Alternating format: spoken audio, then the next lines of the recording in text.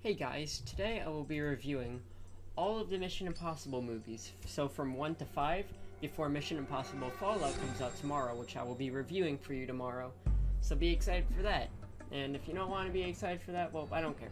Well, this review is going to be different because instead of reviewing these movies separately in different videos, I will be putting them all into one video before Mission Impossible Fallout. Also, I will be reviewing all of these movies separately soon, and with that being said, let's start this. And also, I just got these plastic braces put over my teeth, so if I sound weird, then yeah, that's why. Now, let's go in order, starting with the first Mission Impossible. This movie is hard for me to review because when I saw it, I wasn't as interested because one, I was half asleep, and two, it was kind of boring to me, and I didn't really catch on to the plot that much. But that isn't to say that this movie is bad, because this movie has a ton of great stunts and lots of character moments, and this is the movie that started the whole franchise into what it has become. I will cut it short on this movie because there is not a lot I can review about this because I haven't seen it for a while and I can't remember a lot of it, but I would still give it an A-. Now let's move on to Mission Impossible 2. This movie was extremely disappointing because how they handled Ethan Hunt in this movie. They make him come across as a James Bond sort of character when he really is the opposite of James Bond. This movie shows him as being a character who picks up girls everywhere he goes and pretty much he's being James Bond. And he doesn't come off as likable as much in this movie. This movie can come off as very boring as sometimes when nothing is really happening because Ethan Hunt isn't as likable in this movie. This movie does have its good things though, and that is mainly the action. Its action is very, very well done, and there is one awesome motorcycle chase in this movie that I still remember as probably the best scene in the movie. This movie has some very cool plot twists as well, and I won't say them in case you haven't seen it.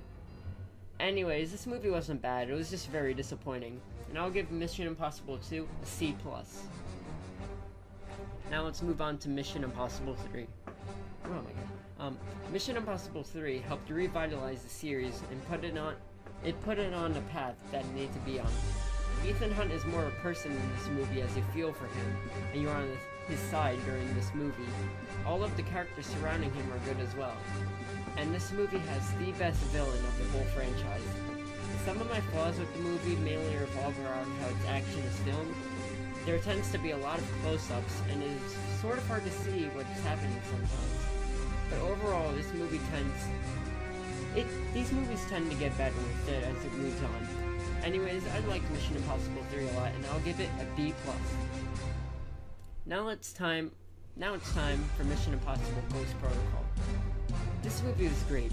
I loved it. This movie has breathtaking action sequences, like the Burj Khalifa scene, which was amazing. The stunts are incredible. Tom Cruise proves to be one of the best physical actors of all time.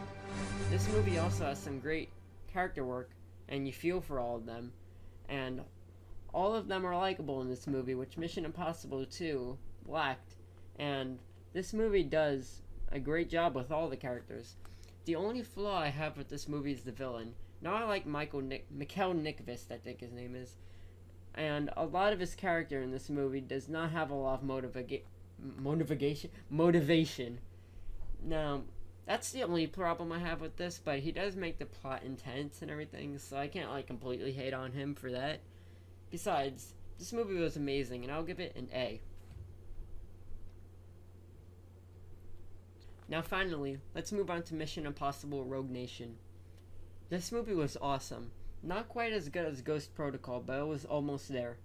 Again, this movie has great action sequences and has one of the best motorcycle chases of all time.